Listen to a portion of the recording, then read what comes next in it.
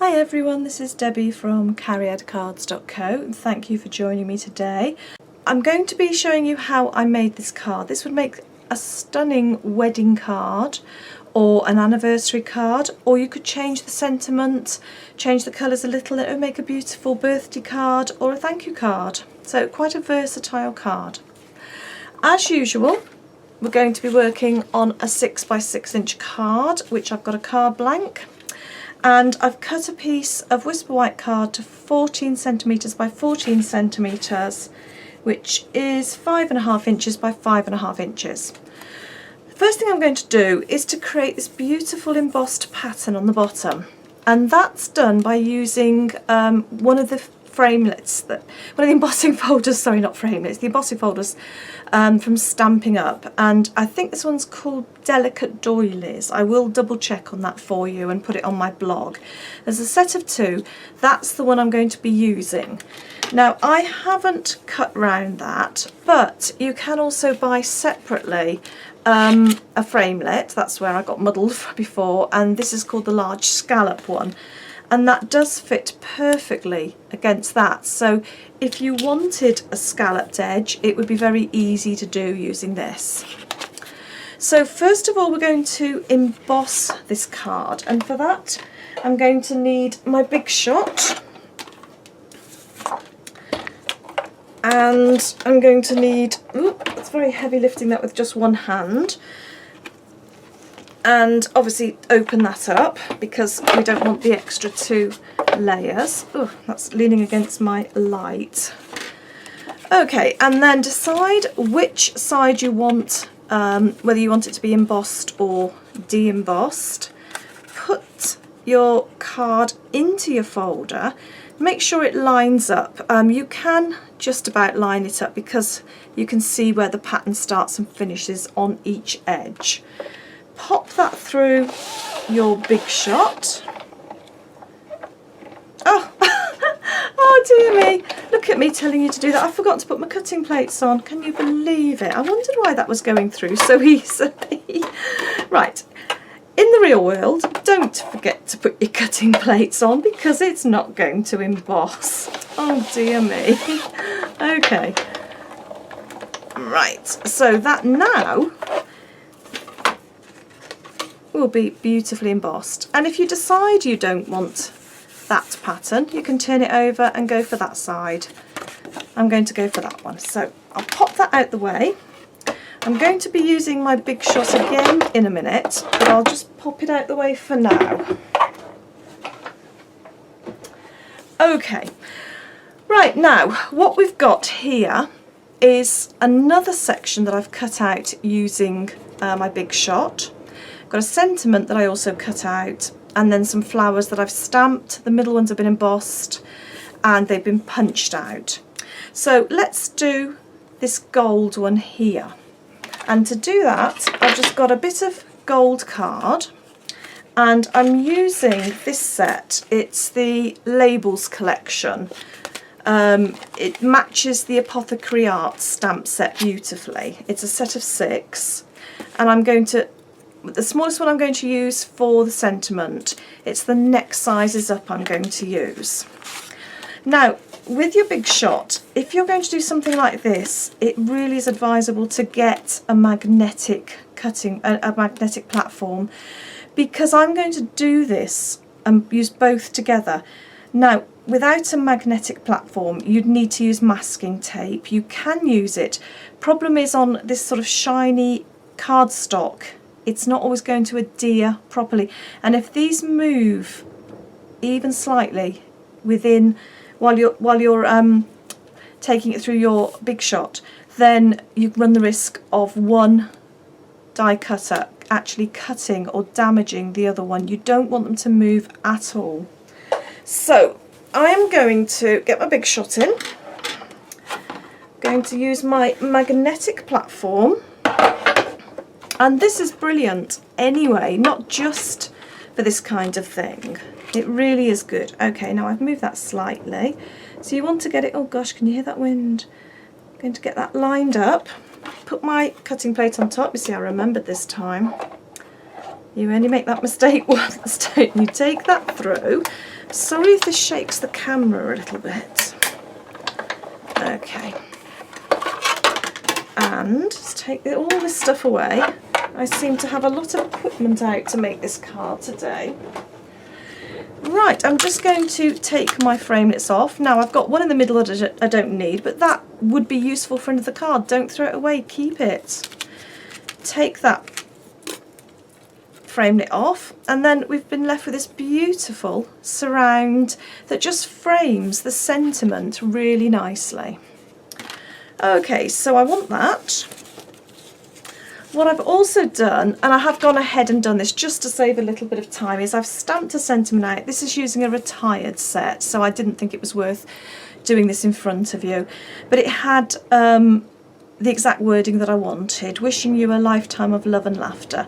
And I just used the smallest one from this set and ran it through the die cutter. So I've now got my sentiment. Now I can put those away for now. I've finished with those. So the next thing that we need to do is to make these flowers, and you've seen me do those a number of times before. I'm just going to use a bit of card. I've got Sahara Sand, that's the colour that I'm working with because it goes beautifully with the gold embossing. I'm using the Flower Shop set, and I'm using this one. You can use any, but that's the one that I've chosen to use. I'm just going to stamp up 3 of these.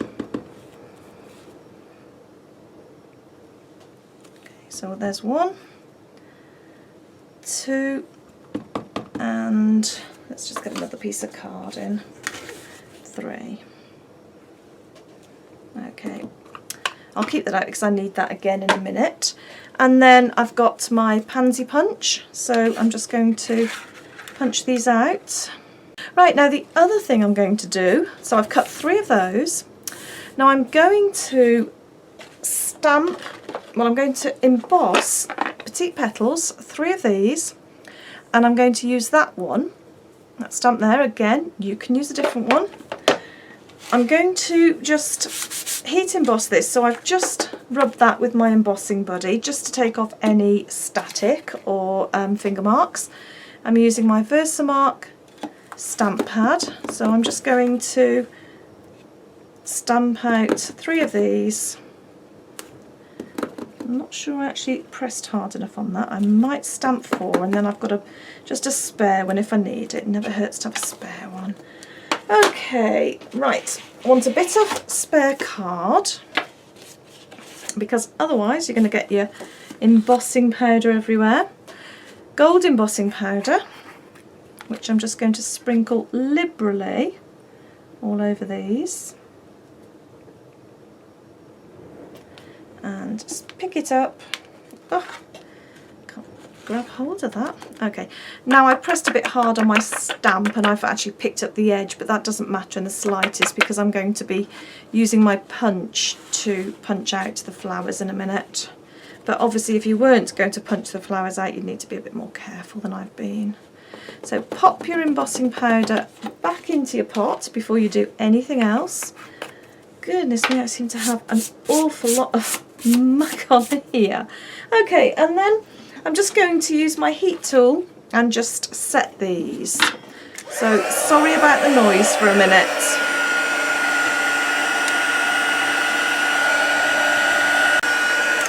And once they've melted, don't keep on heating them because they will turn back and you won't be able to then reuse them. You know, once they've changed, that's it. So just heat emboss them until they've melted and they've started going shiny. Okay, now I'm using my Petite Petals punch just to punch these 3 out.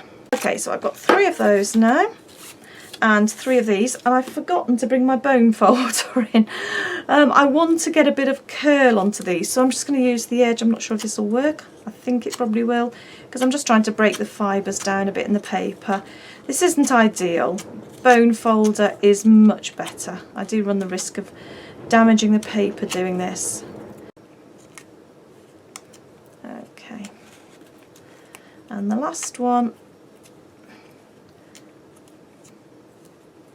Lovely jubbly. Okay, right, I'm going to pop a little rhinestone in the middle, and oh my goodness, honestly, I'd forget my head if it wasn't screwed on. I've forgotten my little scalpel as well. I usually use a scalpel to pick these up with. I had so many bits of kit to bring in for this card.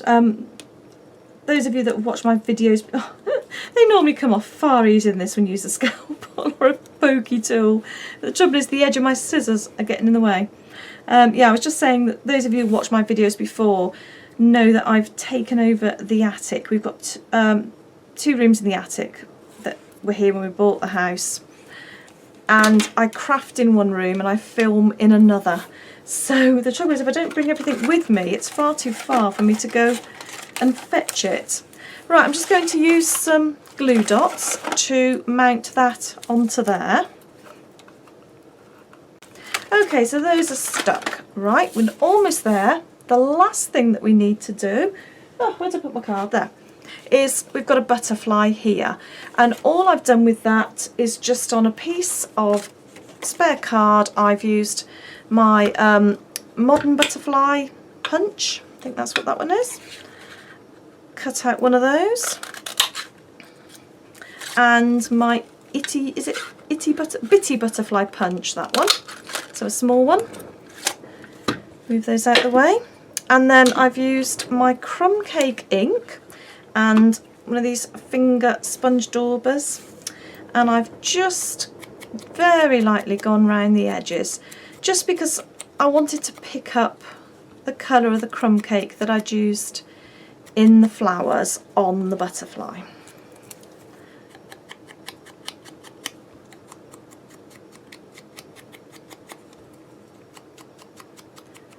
It's up to you how far you go round, how much you do. I'm happy with that. Right, so I just need to, again, oh, I don't have my scalpel, but we will try that. Take a couple, can you see me there? A couple of, right, I think I must make sure I always bring it with me. I'm absolutely lost without it. So 3 little rhinestones there. Right, oh, they're so sparkly. Probably could have got away with 2, but I quite like working with odd numbers. And then I just want a glue dot to attach this onto there. So pop that. Oh, glue dots are very sticky. Onto there like so. And then I'm just going to create a bit of dimension by just folding along that side of the body and that side of the body, and then it just looks like your butterfly is flying. And you can take the inner wings up a little bit more if you want to, just to get that extra little bit of dimension. So now we're going to put the card together. So as I said before, I've got my cardstock there. I've got my card that I've embossed. I've got a little bit of ribbon there. This is just ribbon that I happen to have in from my own stash. So you can use any ribbon that you like. I'm going to lay that over there. Right, I'm just going to pop a bit of glue just to hold that down. Just make sure that it's nicely attached. It will be attached, oops, by the time I run a bit more glue along the edges and attach it down onto the card, it will be fine, it'll be stuck fast. Okay, right, turn it over and just make sure it's straight, and it is. So I'm just going to run a bit of glue, probably not a good idea having my main card just there. Can you see that? Just running a bit of glue around the outside. You can use double-sided tape, snail, fast fuse, whatever you like to use to attach your layers onto your card. Just because I've used one thing doesn't mean you have to. So I'm just going to put that onto there. Once you've got all your bits made up, it's a quick card to assemble. Okay, and then I've got this here. Now I centralise that between the top and the ribbon. If If you want, you can centralise it to the actual centre of the card and place your decorations around the top. Again, I've just used a bit of glue, just going around there. And this is just gold card that I happen to have in my stash. Anything nice and bright and shiny will do. Right, I used dimensional, I can't say it, a dimensional, or a couple of dimensionals on the back of here, so that raise the sentiment up above the layer of the gold card. Oh, you must be able to hear that wind, I'm sure.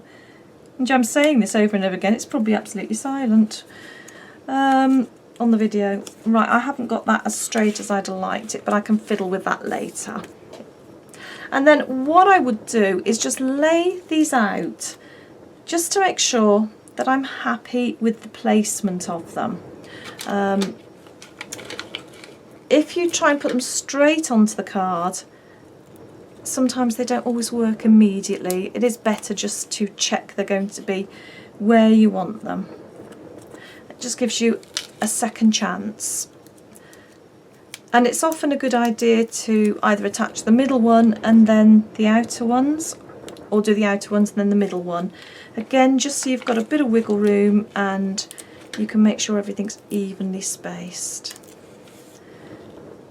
Okay, so I'm happy with that. And I'm just going to pop one on the back of my butterfly. Probably could have cut that one in half, it's quite large but it won't show. And where do I want my butterfly? Sort of off at a little jaunty angle, I think. So there's the card. I hope that you've enjoyed watching me make it. If you'd like to leave a comment on my blog, that would be wonderful. I'd love to see any cards that you make that are similar to this. You can go onto my Facebook page, which you can find via my blog, and pop a photo on my Facebook page. I would love to see them. Just thank you very much for joining me today. Goodbye from Debbie at cariadcards.co.